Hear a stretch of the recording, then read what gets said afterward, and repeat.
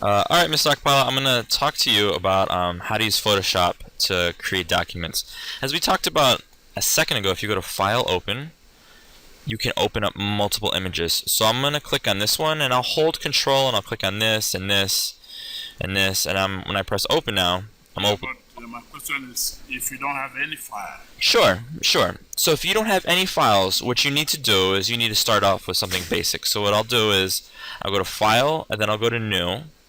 And then the reason we have these dimensions is because the most recent thing that You said before. that I copied gives us this dimension. So instead, what I'll do is I will simply either use one of these. If I click on, for instance, US paper, it's going to be 8.5 by 11 inches, resolution 300. That's big. That's huge.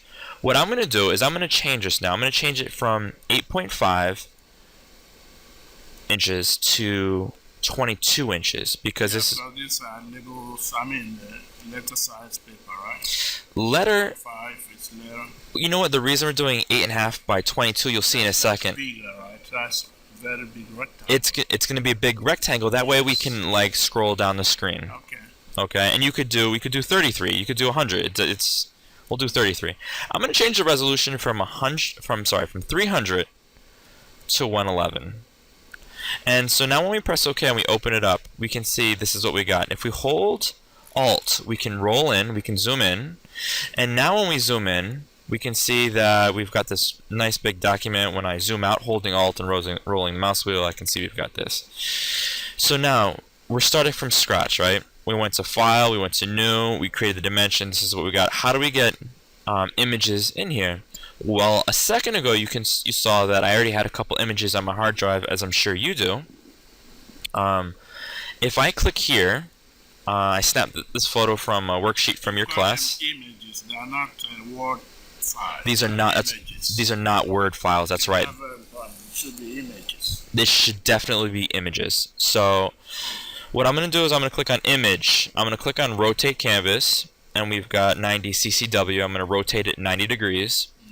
And I'm going to teach you something else. This is crucial. You're going to love this. If you press Control L, what that does is that opens up the Levels panel. And before I do that, I'm actually going to zoom in so you can see. Yeah, this is what we did in class. I'm going to press Control L.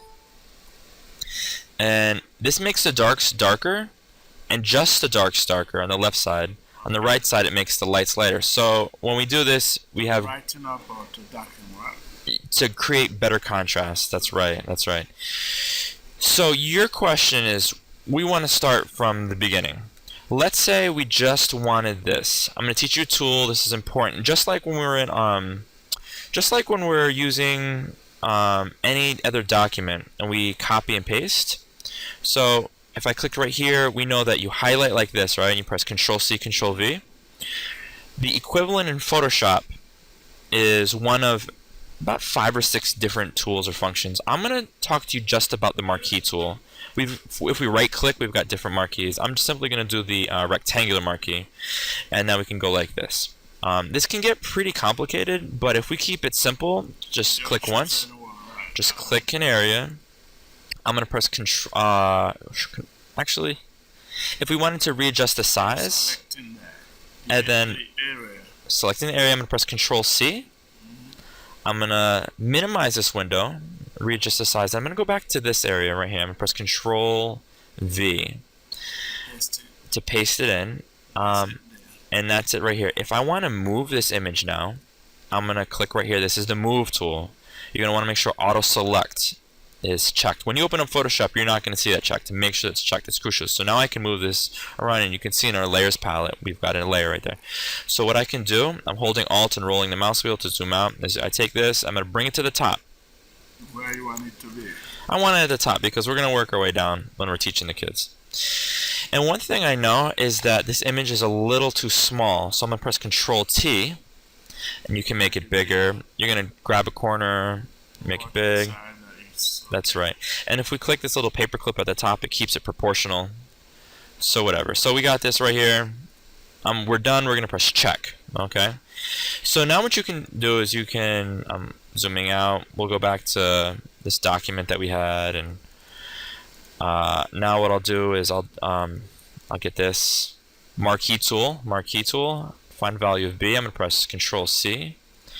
I'm going to click right here, zoom in, Control V.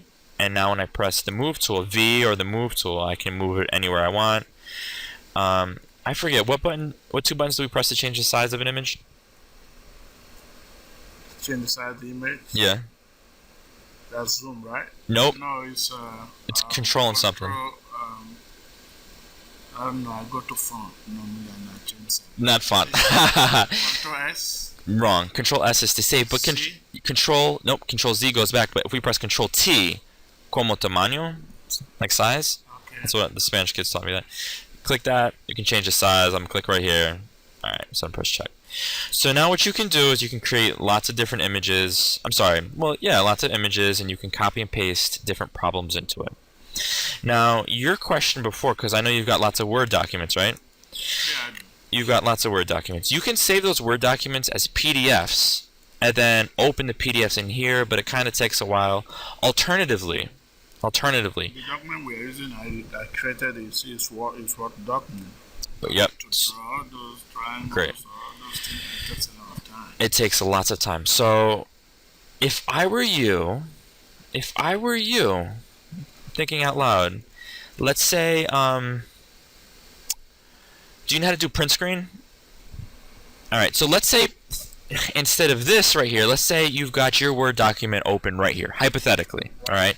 And right here you've got your problems. If you do print screen or function print screen, what happens is, when you go to Photoshop, and you go to File, New, and you press OK, Control V, it pastes it in. Okay. Alright, so... Can you manipulate it when you put this? Yes. So let's say here I've got this receipt I created. Let's say instead of let's say hypothetically this is a Word document. Okay? I'm going to go to File, New. I'm going to go to Print Screen. I'm going to go back to Photoshop. Okay? I'm going to go to File, New. I'm going to press OK. I'm going to now press what two buttons to paste? Control V to paste, and this is what was just on the screen, right? So we can zoom in and out, and now let's pretend instead of this is actually your problem. Let's pretend this is the drawing that you made, okay? I'm going to go to the marquee tool, and I'm going to select just that area from your Word document. Even though this isn't a Word document, this is a picture of the Word document. Press Control C to copy. I'm going to minimize. I'm going to delete this. I'm going to go here. I'm going to press Control V to paste. Bam. Okay, so there is the problem that you created in your Word document. Okay? Okay. So let's say, but you've also got the Word document. You can also go into your Word document. You can highlight and copy, and then if you click right here on this T, and then click and Control V to paste. Oh, I have nothing to paste. So then you type. And here, if you press Control A, this is where you change the size of it. And so this can be kind of crazy. So you can move it around by pulling the mouse away and clicking down. You can change the font by highlighting it all, making it blue or whatever. You can change the font right here to this, or whatever, this. When you're done, okpala, you're gonna click check. Boom. So that's another way to do it. But with your math problems, it might be more challenging, especially because you've got lots of diagrams and stuff like that. So I'm thinking that print screen is going to be the optimal way. Yeah. All right. You prepare it in a way, then you print it as That's a right. screen and you have it there. That's right. So I'm going to click on the Move tool.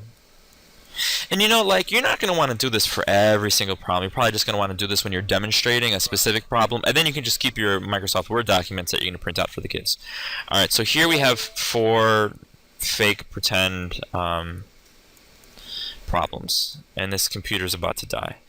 So what I'm going to do is I'm going to zoom in, and what I'm going to do now is I'm going to set the foreground color from, I'll keep it red, and if I click these 2 arrows, that red is now in the background color, and we'll select a new foreground color. Boom.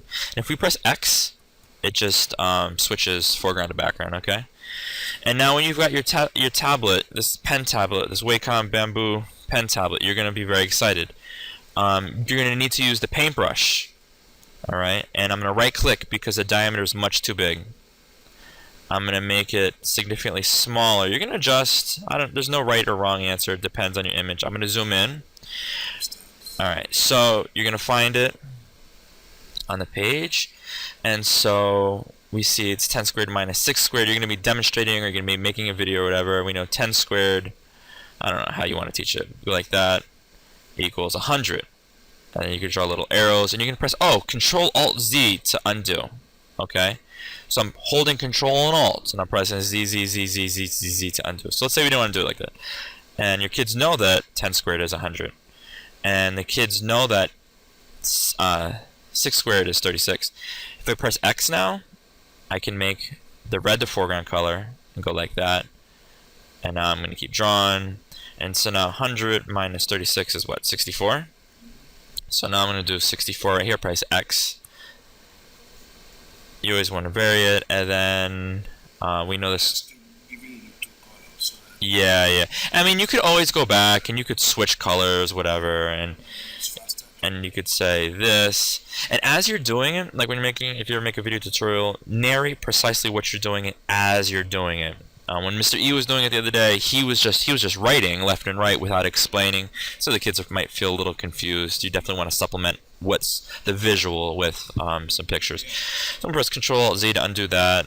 Press X and write inches, or if there happened to be a unit of measurement, whatever. So now what you're going to do is you're going to go down right here. So 9 squared is 81 plus B squared equals 225. Oh, this is about to die. So you can see we're going to go through like this. I gotta save this, Mr. Okpala, so I'm going to go to File. I need to plug in the charges over there. Okay, go to File, you're going to go to Save As. You got a number of different file types.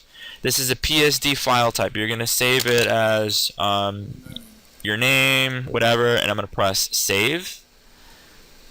Great, and now we've got all the different file types.